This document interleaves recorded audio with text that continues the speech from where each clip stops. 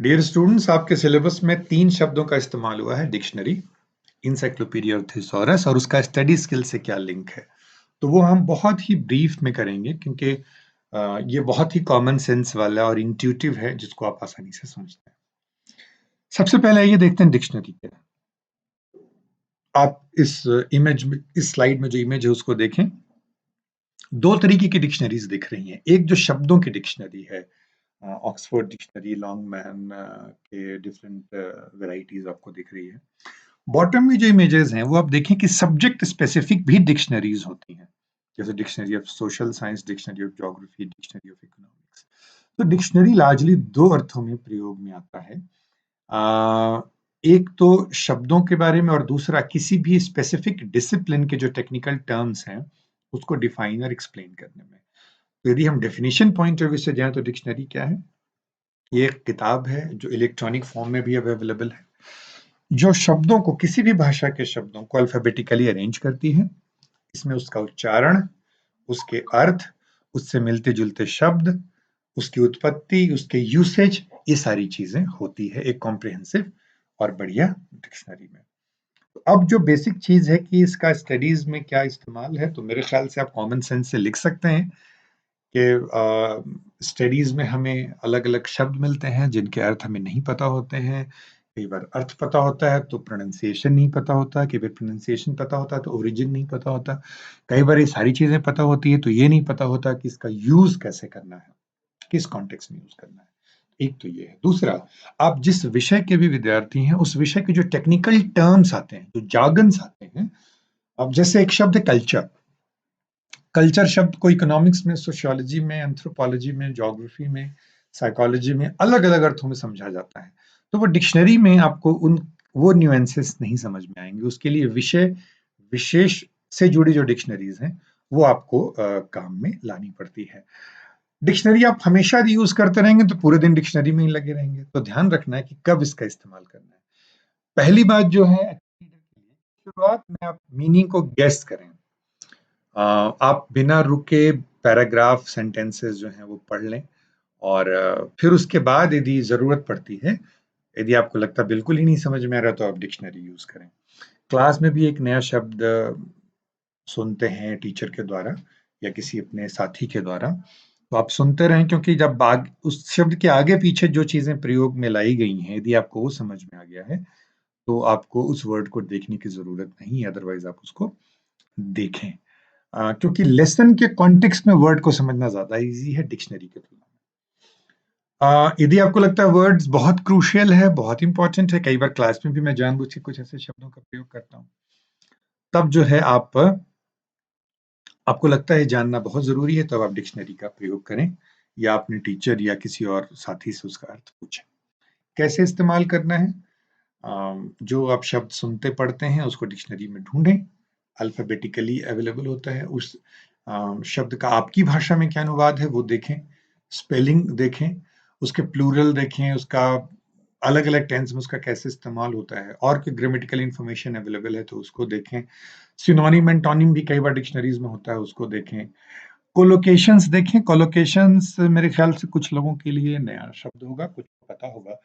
Colocation basically linguistic में तब कहते हैं, आपने देखा होगा कुछ शब्द ना यूजुअली किसी और शब्द के साथ बहुत कॉमनली प्रयोग होते हैं, बाय डिफॉल्ट होते हैं या बाय कन्वेंशन होते हैं। अभी जैसे कोलोकेशन का जो सबसे पॉपुलर एग्जांपल है, आपकी चाय ज्यादा उबल जाती है तो आप क्या बोलते हो? कैसी चाय? आप बोलते हो स्ट्रॉन्ग टी है। तो टी के साथ यूजुअली स्ट्रॉन्ग यूज करते हैं, हालांकि स्ट्रॉन्ग का वही अर्थ है जो पावरफुल का अर्थ। उसी तरह से आप यूजुअली वेरी क्लियर ना बोल करके यूजुअली देखोगे आप क्रिस्टल क्लियर वर्ड यूज होता है ना। क्लियर के साथ यूजुअली क्रिस्टल। तो क्रिस्टल और क्लियर जो है वो कैसे हैं? कोलोकेशंस हैं, कि जब दो शब्द, चांस तो है कि कोई किसी शब्द के साथ कोई भी शब्द आ सकता है, लेकिन चांस के अलावा जब यूजुअली दो शब्द एक साथ आते हैं उन शब्दों को कोलोकेशंस कहते हैं। मैटिनी शब्द जब आप देखोगे तो यूजुअली शो वर्ड उसके साथ आता है। मैटिनी के साथ यूजुअली शो वर्ड साथ आता है। आप देखें कि शब्दों का कोलोकेशन, वो शब्द किसके साथ अधिकतर इस्तेमाल होता है। फिर वो क्या है? वो शब्द नाउन है, वर्ब है, एडवर्ब है। कई शब्द ऐसे हैं जो नाउन में भी प्रयोग होते हैं और वर्ब में भी प्रयोग होते हैं, तो आप डिक्शनरी में आप इनका जरूर इसको देखें। फिर प्रोनंसिएशन देखें कि उसका उच्चारण कैसे होता है, यूसेज कैसे होते हैं, नेचुरल लैंग्वेज में उस शब्द का प्रयोग कैसे होता है, अलग-अलग कॉन्टेक्स्ट में कैसे होता है। तो ये डिक्शनरी मेरे ख्याल से स्टडीज में डिक्शनरी की क्या भूमिका है और उसको कैसे यूज करना चाहिए, आई होप आप लिख लेंगे। अब आते हैं थिसॉरस। देखिए थिसॉरस को आप सिंपल भाषा में समझिए कि ये सिनोनिम्स के डिक्शनरी है, उसमें कोई मीनिंग वगैरह नहीं होती, उच्चारण नहीं होता, नाउन प्रोनाउन कुछ नहीं होता, सिर्फ उसके सिनोनिम्स होते हैं, कई बार एंटोनिम्स भी होते हैं। तो एक तरह से रेफरेंस बुक है। ये अब ऑनलाइन भी अवेलेबल है, जैसे thesaurus.com ऑनलाइन अवेलेबल है। हिंदी समांतर कोश आप देखें, अंग्रेजी का जो सबसे पुराना और सबसे पॉपुलर समांतर कोश है वो रॉजेट्स का थिसॉरस है। और ये देखिए यूजुअली ऐसा दिखता है। जैसे आप देखो ग्राउंड वर्क यूजुअली हम कब इस्तेमाल करते हैं, मैं अगले स्लाइड में आपसे डिस्कस करता हूं, बट आप देखें कि यूजुअली ये कैसा दिखता है। अब हिंदी में देखें, जीवन रक्षक के लिए और क्या क्या शब्द इस्तेमाल हो सकते हैं, जीवनद जीवन देने वाला, जान बख्श जान बख्शने वाला, पालक बचावनहार, ये राखनहार संरक्षक, ये अलग अलग शब्द है। अब आप नीचे देखो उसका एंटोनिम भी दिया हुआ है, मारक हत्यारा, जीवन रक्षक का उल्टा। उसी तरह से ग्राउंड वर्क के लिए base, basis, cornerstone, footing, foundation, fundamental, spade work, अलग अलग फ्रेजेस हैं। अब देखो बुक के लिए और क्या क्या शब्द इस्तेमाल किए जा सकते हैं, ओमनिबस है, कोडेक्स है, एल्बम है, एडिशन है, ये अलग अलग इस्तेमाल होते हैं। तो अब जब इसका इस्तेमाल देख लें कि आ, हम तब इसका इस्तेमाल करते हैं जब आपको लगता है आपकी राइटिंग में एक ही शब्द बार बार आ रहा है, आप उसको चेंज करना चाहते हैं, तो थिसॉरस की सबसे अधिक भूमिका है। तो आपको जो वर्ड ढूंढना है उसको निकालिए, डिक्शनरी की तरह इसको भी, ये भी अल्फाबेटिकल अरेंज होता है, उसको देखिए। उसमें जो शब्द बाकी दिए हुए हैं वो सारे शब्द आपके लिए रेलेवेंट नहीं होंगे, आप जो कहना चाहते हैं उसमें से एक या दो शब्द ही हैं जो उसको व्यक्त कर पा रहे होंगे, तो उस शब्द को निकालिए और देखिए कि कौन सा वर्ड किसको रिप्लेस कर सकता है जिससे आपने बात शुरू की थी। उसके द्वारा आप इसको प्रॉपरली यूज कर सकते हैं, नए शब्द को इस्तेमाल करें पुराने शब्द की जगह। अम, जैसा मैंने कहा, रिपीटेटिव राइटिंग से बचने के लिए सबसे बढ़िया तरीका होता है। कई बार आप कोई शब्द प्रयोग करते हैं लेकिन जब आप पढ़ते हैं तो आपको लगता है यार ये ना इसमें वो बात नहीं आ रही है, तो उसकी इफेक्टिवनेस बढ़ाने के लिए भी, रिपीटेटिव नहीं है लेकिन आप शब्द को रियल न्यूएंस पकड़ना चाहते हैं उसके, तभी भी आप थिसॉरस इस्तेमाल कर सकते हैं। अम, इससे एक वैरायटी और पावर भी आती है, लेकिन ओवर यूज ना करें क्योंकि डिस्ट्रैक्शन भी हो सकती है। आपको पता चला कि थिसॉरस में ही लगे हुए हैं और आपका जो बेसिक ऑब्जेक्टिव था नए शब्द पुराने शब्दों को, रिपीटेटिव वर्ड्स को या इनअप्रोप्रिएट वर्ड्स को रिप्लेस करना, वो कहीं रह जाता है, तो इसको स्पेयरिंगली यूज करना चाहिए। थिसॉरस का बहुत ज्यादा इस्तेमाल डिस्ट्रैक्शन की तरफ ले जा सकता है। इंसाइक्लोपीडिया, देखिए इंसाइक्लोपीडिया जो शाब्दिक अर्थ है वो है रियरिंग ए चाइल्ड, पीडिया उसी से बना जैसे पीडियाट्रिक बना है।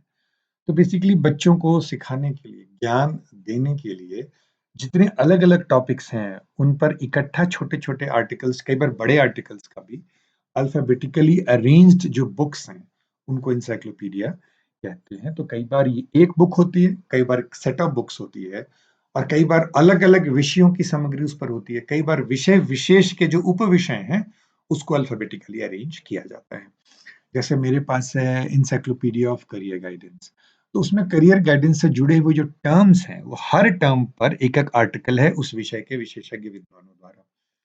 लेकिन जो इंसाइक्लोपीडिया ब्रिटानिका है या अमेरिकाना है या चिल्ड्रंस इंसाइक्लोपीडिया है, उसमें दुनिया में हर विषय पे, शेक्सपियर पे भी एक आर्टिकल हो सकता है, कालिदास पे भी हो सकता है, खजुराहो पे भी हो सकता है, नॉइज पोल्यूशन पे भी हो सकते हैं। तो अलग अलग विषयों पे जानकारी के लिए ये बहुत बढ़िया और इम्पोर्टेंट साधन है, जहाँ उस विषय विशेष पे आप गहराई से उसको समझ सकते हैं, उसका अध्ययन कर सकते हैं। मुझे जब किसी चीज पर आर्टिकल लिखना होता है तो सबसे पहले मैं इंसाइक्लोपीडिया देखता हूँ ताकि उसके फंडामेंटल्स मुझे क्लियर हो जाए। डिक्शनरी से आप शुरू कर सकते हैं, फिर बाद में डिक्शनरी में आपको पूरा आर्टिकल नहीं मिलता है, उस जैसे हमारे पास डिक्शनरी ऑफ इकोनॉमिक्स है जैसे, तो उसमें इन्फ्लेशन क्या है वो पता चल जाएगा, बट आप डिटेल में जानना चाहें तो आपको फिर जो इंसाइक्लोपीडिया ऑफ इकोनॉमिक्स है आपको उसका इस्तेमाल करना पड़ेगा। तो इंसाइक्लोपीडिया जेनेरिक नेचर का भी हो सकता है, और थीमेटिकली सब्जेक्ट वाइज भी ऑर्गेनाइज होते हैं। इसका इस्तेमाल फंडामेंटल सीखने के लिए है।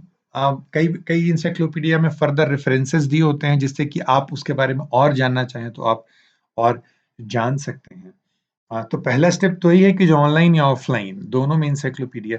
अब Wikipedia for example is an online encyclopedia जिस पे आपको हर विषय के बारे में जानकारी मिलती है। तो पहला स्टेप तो ये है कि आपको एप्रोप्रिएट इंसाइक्लोपीडिया पता होना चाहिए। आप जो ढूंढ रहे हैं वो कौन से इंसाइक्लोपीडिया में प्रॉपरली है। मैं रिसर्च के दौरान मुझे एक्सप्लोर करना था ओरेकल मेथड। अब ओरेकल मेथड के लिए मुझे says encyclopedia of social science research वो मुझे लगा कि मेरे लिए ज़्यादा अप्रोप्रिएट है। इंसाइक्लोपीडिया ब्रिटानिका में शायद मुझे उसके बारे में वो नहीं मिलेगा। तो सबसे पहले आपके लिए एप्रोप्रिएट इंसाइक्लोपीडिया क्या है, इसकी जानकारी होनी चाहिए।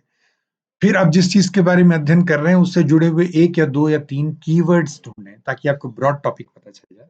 रेलेवेंट इंसाइक्लोपीडिया आर्टिकल तक आप पहुँच पाएँ। जैसे मुझे डेवलपमेंट के बारे में बात करनी है, तो डेवलपमेंट डिक्शनरी मेरे पास एक है एनसाइक्लोपीडिया ऑफ ह्यूमन ज्योग्राफी। तो वहाँ पर मुझे कौन से शब्द ढूँढने पर मुझे अपने काम की चीज़ मिल जाएगी, ये पता होना चाहिए। उसके बाद वो आर्टिकल मैं पढ़ूँगा और उसके बाद जो मैंने पढ़ा है, उसके मेन पॉइंट्स, की टर्म्स, मेन आइडियाज़ को मैं माइंड मैप के थ्रू अ, लिखूँगा ताकि मुझे उसमें से जो काम की चीज़ें हैं वो निकल कर आ जाएँ। अम, फिर जो टॉपिक मैंने वहाँ पढ़ा है, जो नोट्स मैंने बनाए हैं, उसको जिस विषय पे मैं लिख रहा हूँ, उसमें मैं इंटीग्रेट करूँगा। Integrate the information in your writing. तो ये बेसिक इंसाइक्लोपीडिया। तो इंसाइक्लोपीडिया कई बार मैं मल्टीपल इंसाइक्लोपीडियाज़ यूज़ करता हूँ। हर से जो बेसिक आइडिया है उसको लिया और उसको मिलाकर एक आर्टिकल लिखा। एक चीज़ और इंसाइक्लोपीडिया में जैसा मैंने कहा कि आप पढ़ते-पढ़ते कोई रेफरेंस उसमें आया और आपको लगता है वो रेफरेंस से पे आप जाते हैं तो आपको उस विषय की या उस विषय के उस सेक्शन के उस उपविषय की और गहरी जानकारी मिलेगी। तो आप वो रेफरेंस ढूँढते हो, तो इंसाइक्लोपीडिया का एक इस्तेमाल ये भी है। तो आई होप कि आपको ये तीनों सब टॉपिक्स क्लियर